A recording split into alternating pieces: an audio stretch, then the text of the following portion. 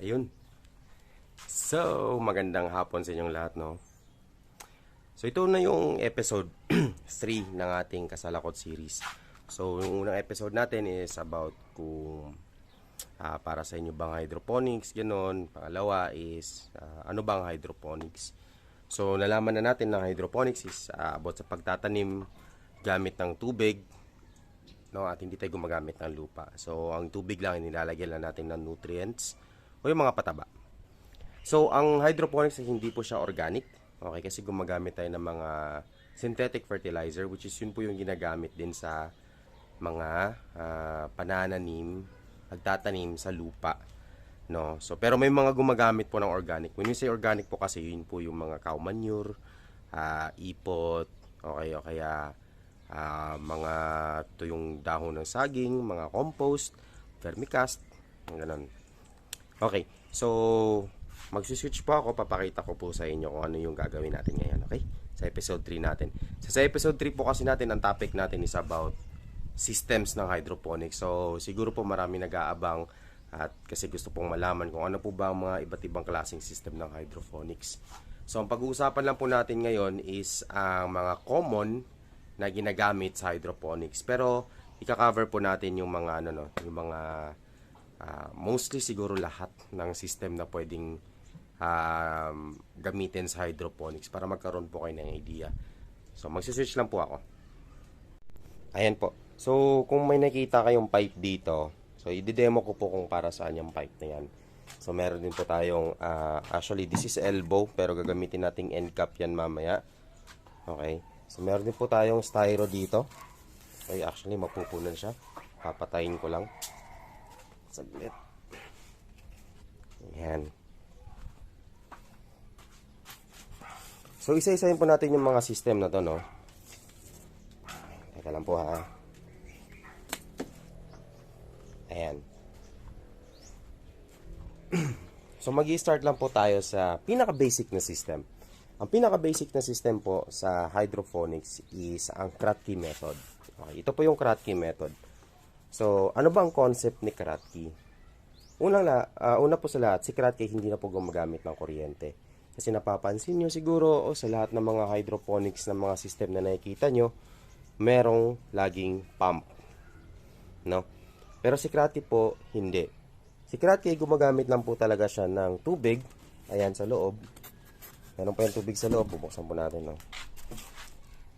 Ayan. So, nilagyan ko lang po siya ng plastic. Ang reason po kasi is butas yung styrofoam ko. Ayan. So, may plastic. May plastic. May tubig po yan sa loob. Yung tubig po sa loob dito, is titiplan po natin yan ng pataba. Nalagyan po natin ng pataba. The next is, ilalagyan natin ng takip. Ayan. Tapos dito natin ilalagay yung halaman natin. Ayan. For example, ito po yung paglalagyan ng halaman natin. Ayan, nakita nyo po tumutulo yung bottom. So, ito po lang is pinag-harvestan po ng lettuce eh. So, ilalagay lang po natin dyan. Ayan. Saktong-sakto lang po yung puwet ng baso, no? Ayan. Is tatama doon sa tubig. Hindi nyo po pwedeng lunurin sa tubig, no? So, as much as possible kung kaya nyo kontrolin, hanggang dito lang. Nakita niyo yung guhit ng baso na yan. Yan. Yan. Pasensya na po kayo sa kukon. Dumi sa mga kakaano po ng kokopit yan. Ayan. Kahit hanggang dyan lang yung tubig o kahit dyan dito, hanggang dito. Mga siguro 1 cm. Sapat na po yun. Huwag nyo pong paabutin na parang lulod na yung baso na maliligo na po yung inyong halaman. So, yan po ang basic ng Kratky. So, kung nakikita nyo madalas is ganito, pero pwede nyo po siya i-apply sa mga ganitong method. Ayan. So, iaakit nyo lang yung tubig hanggang dyan. Basta, ang point lang po sa Kratky is may tubig sa ilalim, no? Na kayang mag-support ng ating halaman sa taas, na hindi po masyadong mataas yung tubig. Okay? So, hindi po ito Kratky para lang po mapapakita ko sa inyo. Okay? So, ito po yung Kratky method. Pwede po kayong gumawa ng ganyan, knowing na yun po yung concept ng Kratky. Ito po yung madalas na ginagamit ng mga nagsisimula pa lang sa hydroponics. Kasi po, napakamura niya. Pangalawa is, hindi nyo po kailangan ng motor. Okay? Pangatlo is, tinatawag din po siyang plant and forget system. Meaning, kapag nag-plant kayo dyan, ay hanggang harvest na po yun. Wala na po kayong masyadong maintenance na gagawin, na siguro pag-check na lang pa rin po ng tubig kung sapat po yung ating mga pataba. Okay, so yun po yung system na number 1 na pag-uusapan natin, which is Kratky. Ito po nakikita nyo sa kabila, hindi din po ito gumagamit ng motor. So kung titignan nyo, para din pong Kratky method yan, na may tubig sa ilalim. Pero, hindi po umaabot yung tubig mismo doon sa ating media. Okay? Ang tawag po dito ay wick system. Parang John Wick ba? W-I-C-K. So, wick. Kasi meron po tayong itong tela. Pabilo baga sa Bisaya. So, ang ginagawa po nito, through capillary method po, o reaction, is hinihigo po ng tela ang tubig pataas. Papunta doon sa ating halaman. So, ano ang purpose nito? Bakit nagaganito pa? Kung pwede namang iabot na lang yung tubig dito.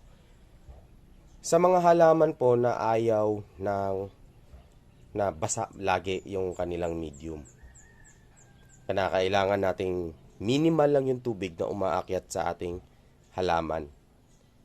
Okay, pero nasusustain pa rin siya. Example, bigyan ko po kayo ng example ng mga root crops. Hindi po kasi maganda sa mga root crops na laging basa yung kanilang mga medium. Okay? Mayroon ding siguro na mga halaman na mas maganda siyang itanim sa mas dry type, pero dapat may nutrients pa rin. So, para lang po dahan-dahan yung akyat ng tubig. Hindi po siya. Ito kasi lagi pong basa ito eh. Laging basa yung bottom nito. Hanggang actually, mamaya-maya mababasa na rin po yan. Hanggang sa ibabaw pag sa Kratky. Dito, dahan-dahan po ang akyat ng nutrients. Okay? Tipid po sa nutrients yan. Okay? Pero, yun nga po, hindi po siya, applicable lang po yan sa mga iilang halaman. Okay, nakikita ko po lang po itong system na to kapag siguro, ang gusto ko pong gamitin or itanim is mga root crops, gano'n na iniiwasan kong laging puno ng tubig yung taas. Or may tubig ba lagi. So, balikan po natin yung Kratky, no? Kasi speaking of tubig, ano pong mangyayari pala kapag ang tubig nito is mauubos or bumababa? Hindi na umabot sa baso. Kailangan nyo bang magdagdag ng dagdag? Hindi po kailangan, no? Kailangan nyo siya kapag po ang ugat ng halaman nyo hindi pa lumulusot. Pero kapag lumusot na at umaabot na siya sa tubig, obserbahan nyo na lang po kung kailangan nyo. Ang point lang po is dapat ang ugat laging nakalubog sa tubig. Hindi kailangan na, kasi humahabol po yung ugat sa tubig eh. Pero kapag hindi pa po, wala pa pong ugat na lumalabas na nakatouch sa tubig, kailangan po may tubig po lagi hanggang sa puwet ng baso. Eventually po mauubos lang po yung tubig na yan kapag may ugat na. So pananatilihin po ng halaman yung sarili niya na nabasa at saka itong coco peat. So ito po, again po, ito si Kratky. Ito po si wick. So ito po yung pinaka-common gamitin sa mga wala pong ayaw pong gumamit ng kuryente or motor. Meron din po tayo ditong pangatlong system, no? Ang tawag po dito is deep water culture. Ayan. So, plotter-plotter po yan. Lumulutang-lutang lang po yung mga halaman natin dyan. Okay. So, maganda din po siya sa mga halaman. Ang downside lang po sa deep water culture, no?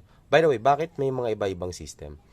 Kasi po, iba-iba po yung environment natin. At iba-iba po yung mga application. No? So, let's say, ito si deep water culture, pwede ito sa pasong. Pwede kayo gumawa ng malaking pasong, no? Na lalagyan nyo ng tubig, parang fish pond ba? Tapos, bumili lang kayo ng pligo ng styro. Butasan nyo. Lagyan nyo ng ganito. Ayan. Tapos, doon nyo ilagay yung halaman nyo. Yan. Palutangin nyo lang dyan. Okay. Ang downside lang po sa deep water culture is lunod po yung tubig, ay lunod po yung ating halaman. Or mas less oxygen. Hindi naman lunod, pero less po yung oxygen nila.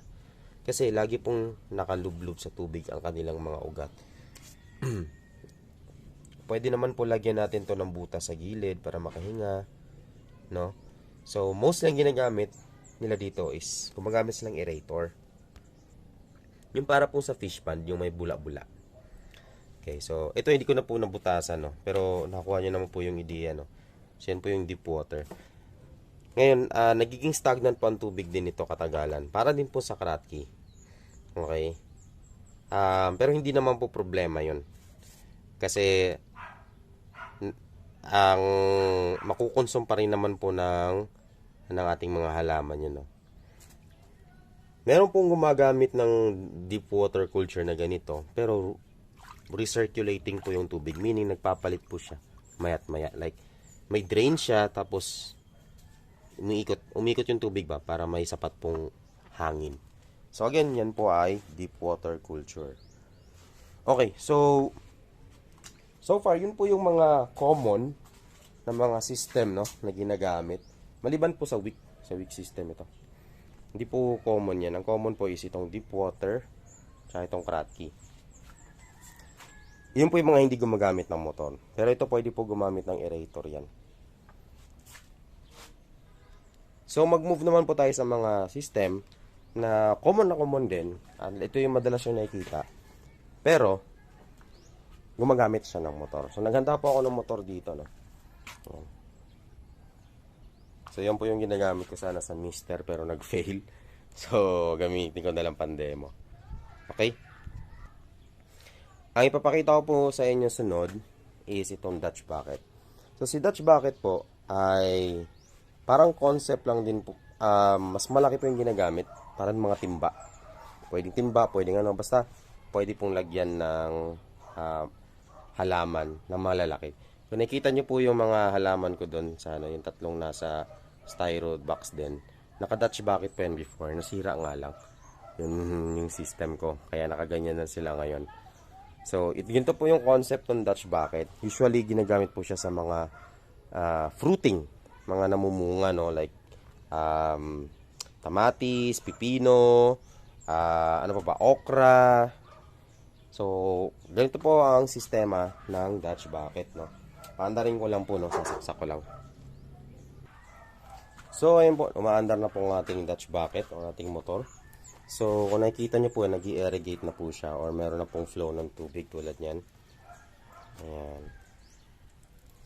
So, ang ginagawa is, kumukuha po tayo ng tubig na may nutrient solution. Patatakbuhin po ng motor papunta sa ating mga halaman, no? Kung pwede nyo po i-extend yan kung gaano karami, no? Hanggat kaya po ng motor nyo. Kayo na pong bahala. Ito lang for demonstration purposes, tatlo ang ginawa natin. So, kasalakot, bakit meron siyang drain? So, ang purpose po ng drain yan is for recirculation. Okay. So, ang nangyayari po is, habang tumatakbo po yung tubig natin sa taas, umaakit po yung tubig dito. So, nililimit po natin ang tubig hanggang dito lang. So, anything na above dito po is i-exit na po dito sa ating outlet. So, bakit natin kinikip yung tubig dito? Para, again po, hindi din po malunod yung ating halaman. Para lang meron silang masisipsipang tubig na may pataba na mga ganito lang kakapal na tubig. Siguro mga 1.5 inch to or 2 inches. So, pero yung motor natin is patuloy pa rin po magpapump ng tubig para po may oxygen din. So, ano mangyayari sa excess? Lalabas po sila dito sa outlet, no?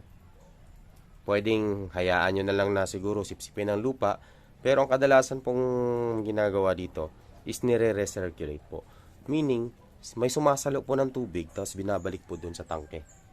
Hanggang para paikot-ikot lang po yung ating pataba. At hindi po sayang. Okay? At sa ganung paraan po, makakatipid tayo sa tubig, makakatipid tayo sa ating mga pataba. Ganun po talaga ang goal ng hydroponics. At hindi na rin po siya ganun ka-hassle gawin. So, pwede pong gawing combination system like ito pong pinakita ko sa inyo ngayon, no? Ayan. Meron po tayong DWC sa baba. Tapos merong Dutch bucket. Pwede yung outlet ng Dutch bucket natin lalabas dito. No? Pwede din po yung ganon. Yan. So, mamaya po mapupuno po yan. Pero, gagamitin ko po yung bomba para dun sa next na system na pag-uusapan natin. Tara. Ayun po. Ang next na system po pag-uusapan natin ay yung ginagamit po naming system dun sa aming greenhouse. Ang tawag po sa system na yan is NFT or Nutrient Film Technique. So, ang sistema po sa Nutrient Film Technique is magpapatakbo din po tayo. Ito, tinanggal ko po yung motor, no? Ay, yung hose. Lalagyan lang po tayo ng tubig sa isang pipe tulad noon ginagamit namin doon. Ayan po. Tapos, nakasaksak ko lang. Yung tubig, ayan. Dadaloy lang po yan. Ayan. Susundan natin yung tubig, no?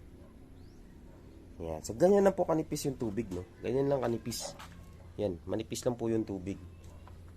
Si NFT po is ito po yung baso natin, no. Ayan, may cockpit diyan. Ilalagay lang po natin. Hindi ko ma-focus. Ayan, ilalagay lang po natin diyan. Ayan. So, ang halaman natin, sisip-sip na siya ng tubig. Ayan,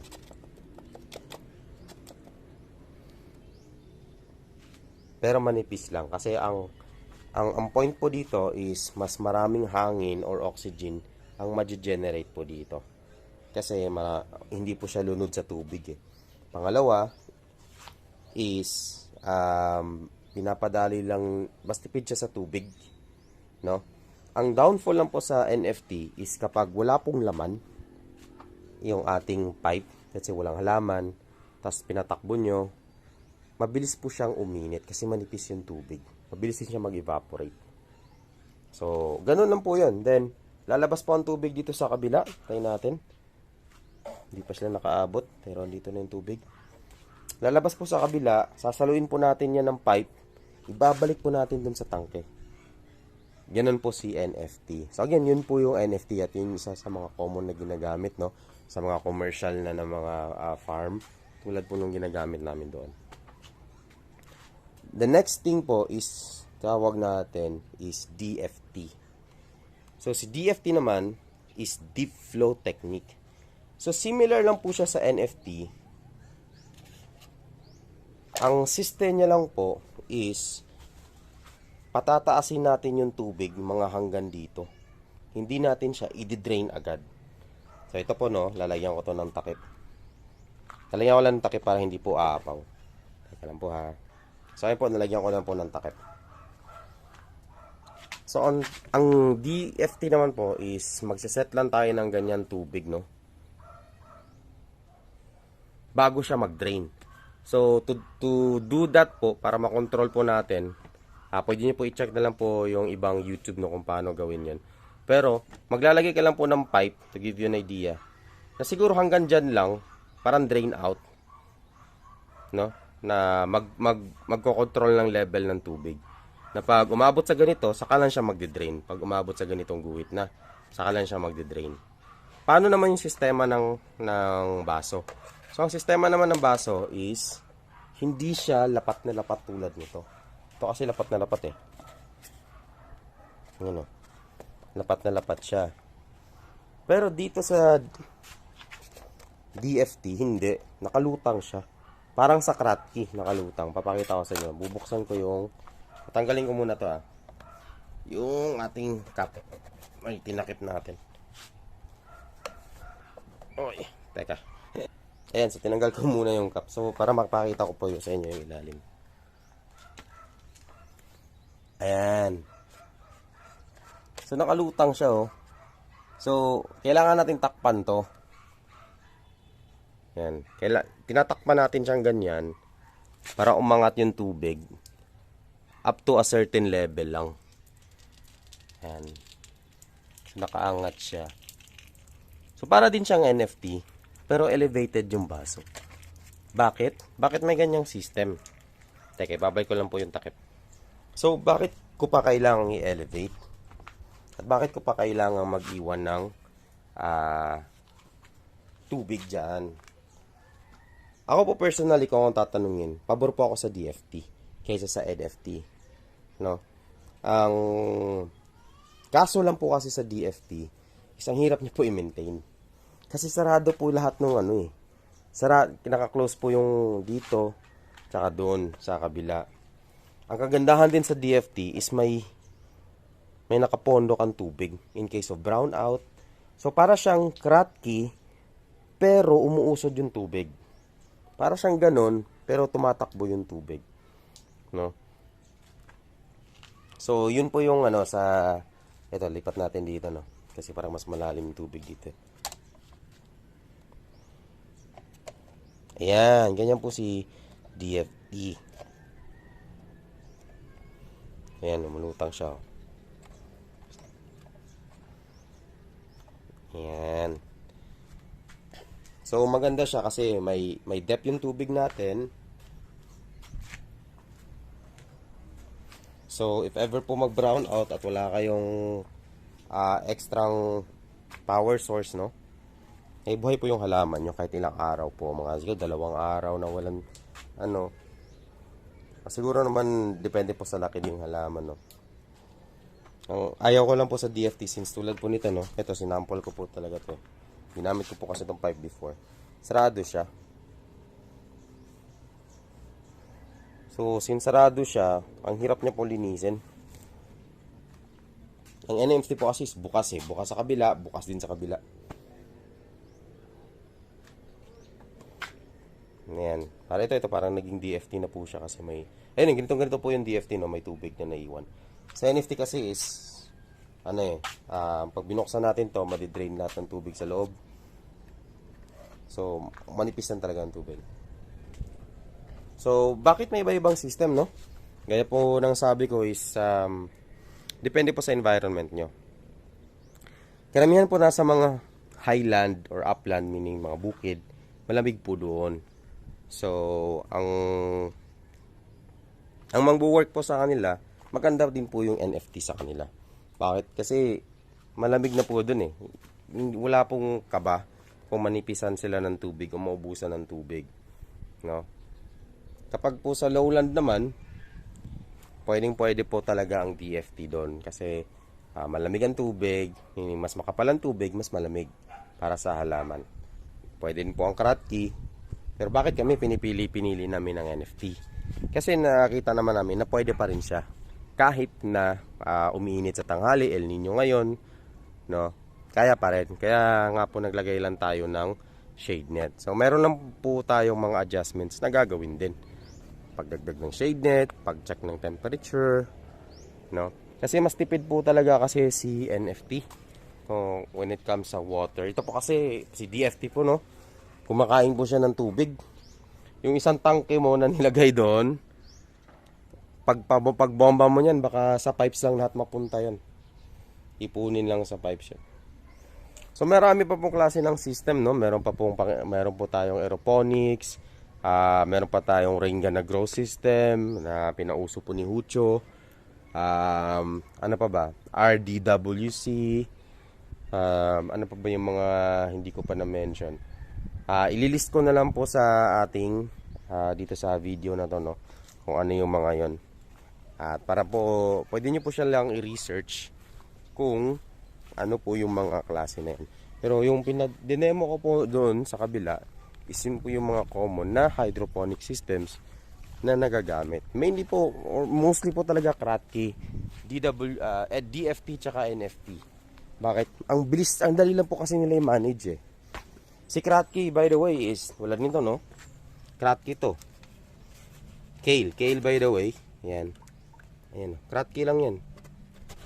Ito yung dati kong Dutch bucket, pero nasira na. Dutch bucket. Ito. Kale, red kale din po. Russian red kale. Ito din kale. Kratky, Dutch bucket, pero ngayon dilig-dilig na lang sila.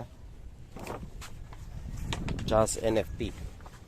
So, depende po sa halaman kung bakit may iba-ibang system. Depende sa crop, depende sa environment. Depende din po sa budget. Yan. So, yun lang po muna mga kasalakot para hindi masyadong mahaba yung video natin. Baka mabore kayo. At kung may mga katanungan kayo, pwede po kayong mag-leave na lang po kayo ng comment. So, napansin ko rin po sa lahat po ng mga nanonood ng mga videos natin, hindi po lahat nakasubscribe. Maraming salamat po sa support nyo. Pwede po kayong mag-subscribe sa channel na to. Thank you po.